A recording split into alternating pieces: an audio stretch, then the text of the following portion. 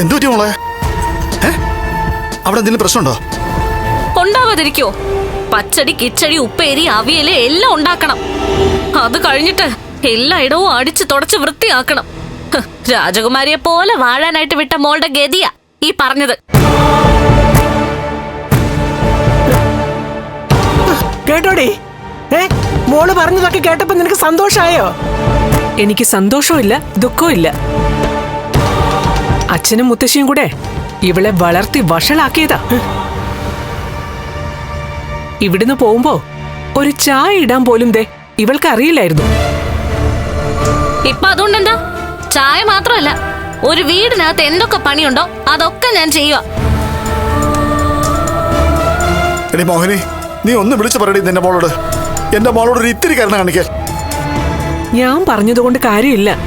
കണ്ണൻ ഇവിടുന്ന് പോയപ്പോ തന്നെ നിങ്ങളോട് പറഞ്ഞല്ലോ, കണ്ണന്റെ അച്ഛനെ കൊന്നതിന് നിങ്ങൾ ഒരുപാട് കരയേണ്ടി വരുമെന്ന്. എടാ, നമ്മുടെ കുഞ്ഞിന്റെ കണ്ണെന്നറിഞ്ഞാലേ നമ്മള് കരയത്തുള്ളൂ എന്ന് അവനും അറിയാം, അവന്റെ കെട്ടിയോൾക്കും അറിയാം. എന്നാലും എങ്ങനെയാ അമ്മേ ലക്ഷ്മി കണ്ണന്റെ കെട്ടിയോളായത്? അതൊന്നും നന്ദി കെട്ട ഇവളും ഇവിടെ മോളും ഓർക്കത്തില്ലല്ലോ. ഇവള് കല്യാണം കഴിഞ്ഞ് ഉണ്ണിക്കൊപ്പം പോയത് ജീവിക്കാൻ വേണ്ടിയാ, സന്തോഷത്തോടെ ജീവിക്കാൻ. എന്നാൽ എന്റെ കുഞ്ഞ് നാളെ അവളുടെ ജീവിതത്തിൽ സുഖവും സന്തോഷവും ഉണ്ടാവും കരുതിയിട്ടല്ല ഇവിടുന്ന് അങ്ങോട്ട് പോയത്. ഇനിയുള്ള കാലം കണ്ണനെ കൈ പിടിച്ച് നടത്തണം, കണ്ണനൊരു തണലാവണം. അത് മാത്രമായിരുന്നു എന്റെ മോളുടെ ചിന്ത. ശരിക്കു പറഞ്ഞ ഇങ്ങനെ ചെയ്ത പാപത്തിന്റെ പ്രായശ്ചിത്തം ചെയ്യായിരുന്നു എന്റെ മോൾ ആ കല്യാണത്തിലൂടെ. എടി, നീ കൂടുതലൊന്നും സംസാരിക്കണ്ട. എന്നിട്ടിപ്പോ പ്രായശ്ചിത്തം ചെയ്യുന്നതേ ഇവളാ. സത്യത്തിൽ അങ്ങനെയല്ലേ വേണ്ടത്? ലക്ഷ്മി കിടന്ന് കഷ്ടപ്പെട്ട നിങ്ങൾക്ക് രണ്ടാൾക്കും അത് സന്തോഷ. അത് മനസ്സിലാക്കിയിട്ട് തന്നെയാ കണ്ണൻ ഇവളെ കൊണ്ട് വീട്ടുപണി ചെയ്യിപ്പിക്കുന്നത്. മോളെ ഈ ജോലിയൊക്കെ ചെയ്യുന്നത് കണ്ടിട്ടെ ഉണ്ണിക്കും ദുർഗയ്ക്കും സംശയമൊന്നും ഇല്ലല്ലോ? ഉണ്ട്. അവരെന്നോട് എന്തിനാ അടുക്കള കയറിയെന്നൊക്കെ ചോദിക്കുന്നുണ്ട്. അതില് ഞാനെന്ത് സമാധാനം പറയും? എന്റെ അച്ഛനാണ് ഉണ്ണിയേട്ടന്റെ അച്ഛനെ കൊന്നതെന്ന് എനിക്ക് പറയാൻ പറ്റുമോ? നമുക്കൊരു ദിവസം വരും മോളെ.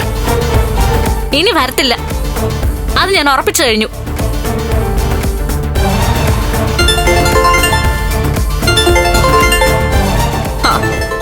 സത്യം വിളിക്കുന്ന അവളാ. ഞാൻ പറയാതെ വന്നതിന് വിളിക്കുക.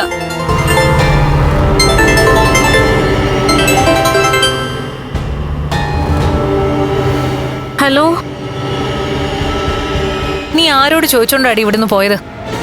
ഞാൻ നമ്മുടെ വീട്ടിലേക്ക് വന്നതാ. എങ്ങോട്ട് പോയാലും വന്നാലും കൊള്ളാം, അത് എന്നോട് പറഞ്ഞിട്ട് വേണം.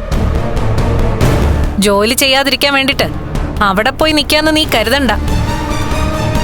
ഇപ്പൊ തന്നെ നീ അവിടുന്ന് പുറപ്പെടണം. അഹങ്കാരം തലയ്ക്ക് പിടിച്ചിട്ട് നീ അവിടെ ഉറച്ചു നിൽക്കുകയാണെങ്കിൽ നിമിഷ നേരത്തിനുള്ളിൽ അവിടെ പോലീസ് എത്തും നിന്റെ അച്ഛനെ തൂക്കിയെടുത്തോണ്ട് പോവാൻ. പിന്നെ അയാളെ ജയിലിൽ പോയി നിനക്ക് കാണേണ്ടി വരും. ശരി, ഞാൻ വന്നോളാം. വെക്ക്.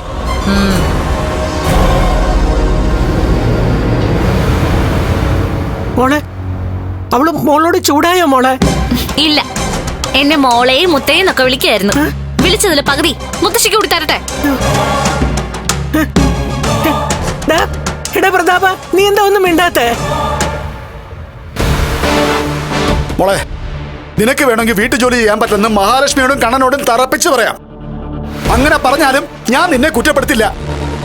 ജയിലിൽ കിടക്കാൻ യോഗം ഉണ്ടെങ്കിൽ അങ്ങനെ കിടന്നല്ലേ പറ്റൂ. ഞാൻ കുറച്ചു കാലം അവിടെ പോയി കിടന്നോളാം മോളെ. വേണ്ട,